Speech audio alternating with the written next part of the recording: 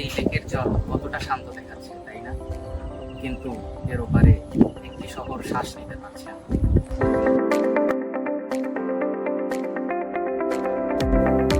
ঢাকা 3,66,00,000 মানুষ, বিশ্বের দ্বিতীয় সর্বাধিক জনবহুল শহর, যা প্রকাশিত হয় ইউএন আরবানাইজেশন প্রসপেক্ট 2025-এ।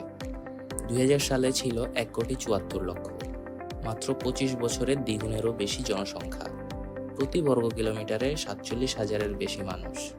প্রতি বছর আরও 4 লক্ষ মানুষ আসছেন ক্লাইমেট ডিসপ্লেসমেন্টের কারণে। জাতিসংঘের হিসাব বলছে 2050 সালে ঢাকা হবে পৃথিবীর সবচেয়ে বড় শহর। এটি শুধু ঢাকার গল্প নয়, এটি পুরো পৃথিবীর গল্প।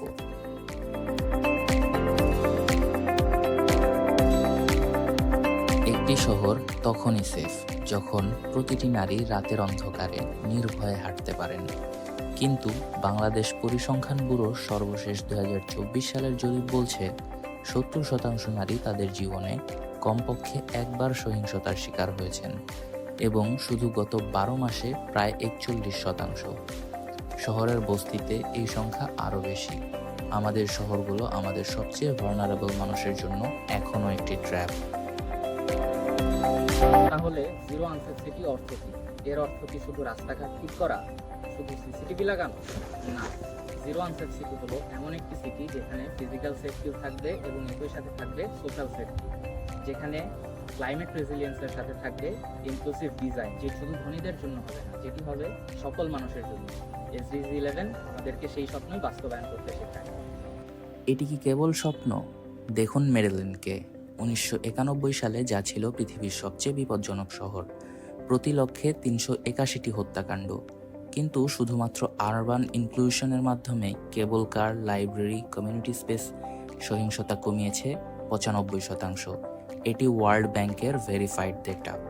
দেখুন টোকিওকে, যেখানে 3,34,00,000 মানুষ, তবুও বিশ্বের সবচেয়ে নিরাপদ মেগাসিটিগুলোর একটি। পরিবর্তন সম্ভব, এটিই তার প্রমাণ। তাহলে কি করতে হবে? প্রথমত, অ্যাফোর্ডেবল হাউজিং, কারণ ঢাকায় 34 লক্ষ মানুষ বস্তিতে বাস করেন কোনো নিরাপত্তা ছাড়া। দ্বিতীয়ত, জেন্ডার রেসপন্সিভ আরবান ডিজাইন। বিশ্বব্যাংক বলছে নারীরা পুরুষের চেয়ে 30 পয়েন্ট কম নিরাপদ অনুভব করেন শহরে। তৃতীয়ত, flood resilience, sponge city infrastructure, কারণ ঢাকায় 60 লক্ষ মানুষ ফ্লাড প্রোন এলাকায় বসবাস করছেন। চতুর্থত, স্মার্ট মোবিলিটি, কারণ ঢাকার 60% যাত্রা এখনও পায়ে হাঁটা, কিন্তু নেই কোনো ফুটপাত। আর পঞ্চমত, কমিউনিটি গভর্নেন্স। মেরিল্যান্ড প্রমাণ করেছে অন্তর্ভুক্তিমূলক শহরই পারে সহিংসতা থামাতে। আমি জানি পরিবর্তন করতে, আমি জানি মেগাসিটির সমস্যা জটিল, তো আমি এর সাথে এটাও জানি একটি শহরের প্রতিটি মানুষ যখন নিরাপদ থাকে তখন সেটি কোনো সাধারণ শহর থাকে না, সেটি হয়ে ওঠে একটি সভ্যতার প্রমাণ। আসুন একসাথে আমরা করি এমন শহর যেখানে কেউ পিছিয়ে থাকে, যেখানে প্রতিটি রাস্তা হবে নিরাপদ, ঘর হবে মানবিক, এবং প্রতিটি স্বপ্ন হবে সম্ভব। এটি কোনো ইউটোপিয়া নয়, এটি আমাদের দায়িত্ব। জিরো আনসেট সিটিজ, এটি আমাদের কণ্ঠস্বর।